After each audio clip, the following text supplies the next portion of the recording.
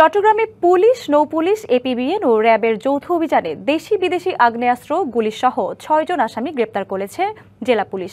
এ সময় একটি বিদেশি পিস্তল, ১১টি এলজি ও গুলির পাশাপাশি বিপুল দেশীয় অস্ত্র উদ্ধার করা হয়।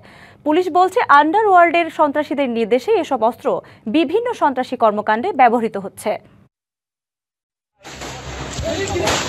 গেল বছরের রাজনৈতিক পট পরিবর্তনের পর থেকেই চট্টগ্রামে রাউজান উপজেলার আইন শৃঙ্খলা পরিস্থিতির অবনতি হয়েছে। এই সময়ের মধ্যে ১৭টি হত্যার ঘটনা ঘটেছে, যার মধ্যে ১০ থেকে ১২টি ঘটেছে রাজনৈতিক কারণে। সম্প্রতি পরিস্থিতি নিয়ন্ত্রণে আনতে অভিযান শুরু করেছে পুলিশ।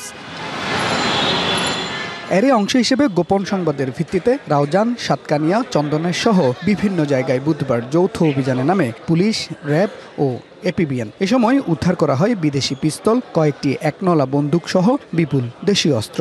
জেলা পুলিশের পক্ষ থেকে যারা অভিযান পরিচালনা করেছেন তারা আপনারা দেখতে পাচ্ছেন এখানে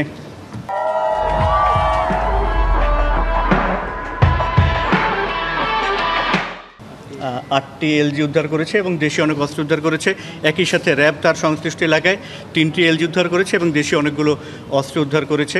অস্ত্র উদ্ধারের পাশাপাশি ৬ জনকে গ্রেপ্তার করেছে পুলিশ। পুলিশ বলছে, রাউজান সহ চট্টগ্রামের বিভিন্ন জায়গায় সন্ত্রাসী কর্মকাণ্ডে জড়িত কয়েকটি গ্রুপ। ৬ জনকে গ্রেপ্তার করা হয়েছে যাবৎ। তো আমাদের এই অভিযান চলমান থাকবে।